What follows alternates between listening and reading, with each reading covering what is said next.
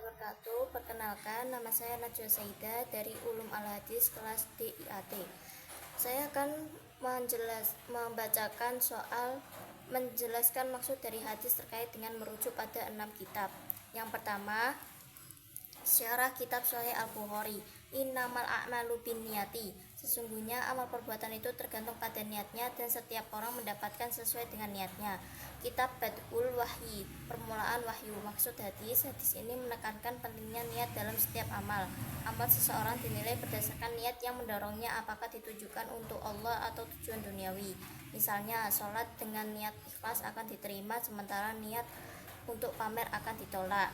Yang kedua, agama adalah nasihat. Syarah kitab Sahih Muslim.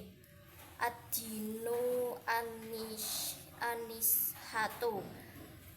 Kitab iman. Maksud hadis ini menunjukkan bahwa inti agama adalah memberikan nasihat yang tulus kepada Allah, Rasulnya, para pemimpin muslim dan seluruh umat Islam. Nasihat kepada Allah berarti menjalankan perintahnya, sedangkan kepada sesama berarti saling mengingatkan untuk kebaikan.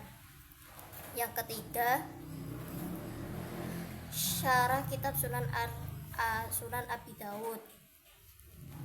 Man tasyabaha biqaumi fahuwa minhum. Barang siapa yang menyerupai suatu kaum, maka dia termasuk golongan mereka.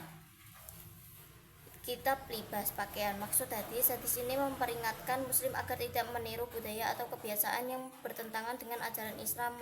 Penyerupaan yang dimaksud adalah dalam hal keyakinan, akhlak, atau hal-hal yang dapat merusak identitas keislaman.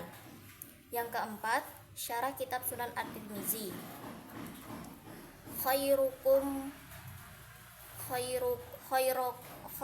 man ta'allama al-Qur'ana wa 'allamahu. Sebaik-baik kalian adalah yang belajar Al-Qur'an dan mengajarkannya. Kitab Fadailul Qur'an, keutamaan Al-Qur'an. Maksud hadis ini mengajarkan pentingnya hubungan dengan Al-Qur'an. Orang yang terbaik dalam pandangan Allah adalah yang berusaha memahami, mengamalkan, dan menyebarkan ilmu Al-Qur'an kepada orang lain. Yang kelima, syarah kitab Sunan An-Nasai. Sesungguhnya Allah itu indah dan mencintai keindahan. Innallaha jamilun yuhibbul jamal. Kitab Zinah, perhiasan. Maksud hadis, Allah mencintai keindahan dalam segala aspek kehidupan, baik dalam fisik, perilaku, maupun ibadah. Hal ini mendorong muslim untuk menjaga kebersihan, kerapihan, dan kesempurnaan amal ibadah mereka. Yang terakhir, syarah kitab Sunan Ibnu Majah.